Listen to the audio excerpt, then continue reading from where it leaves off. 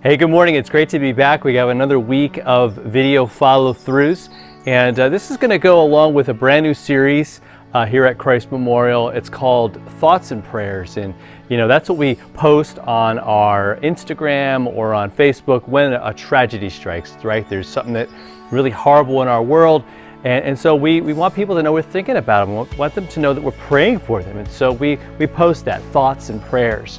And so for the next 3 weeks, we're really going to be looking at what does it mean to pray for each other? What does it mean that we can pray to God? What kind of power is found in that, and also in our relationships with each other? I think there's a lot of power there. And so today I'm going to kick it off talking about God's relationship to us, right? How much He loves us. And again, you go to Jesus and you see how much He loves us. Look at Romans 5, verse 8. It says that God shows His love for us in that while we were still sinners, Christ died for us. Now think about how you describe someone in your life who you really love. I'd be willing to bet that when you talk about them with somebody, you're like, oh man, he is like the greatest guy, or she is just so incredibly generous and loving and friendly and helpful. And so you're going to give this long list of just incredible characteristics about that person.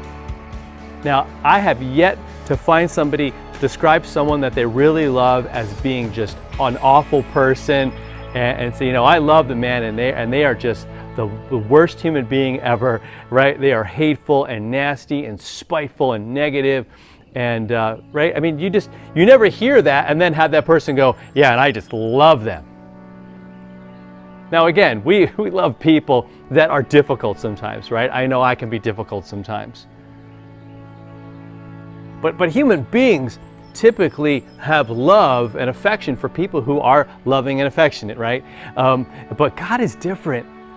See, while we were enemies, while we were unable to do anything, to give Him anything, to kind of pay anything back, we're unable to, and yet He loves us. And so what God does is He sort of defines what love is. It's not a feeling, it's not what I get from you or what God gets from us. It's what He gives, it's what we give. And so when you look to the cross, when you see what Jesus did, what you're getting is just this clear picture of what love really is all about. And that's really the basis for our relationship with God, is His love for us. And that means that if He loves us this much, right? If He loves us this unconditionally with no strings attached, He doesn't say, get your act together and then we'll talk. He says, no, I love you even though you're dead in your sins, dead in your transgressions, as the scriptures just remind us of.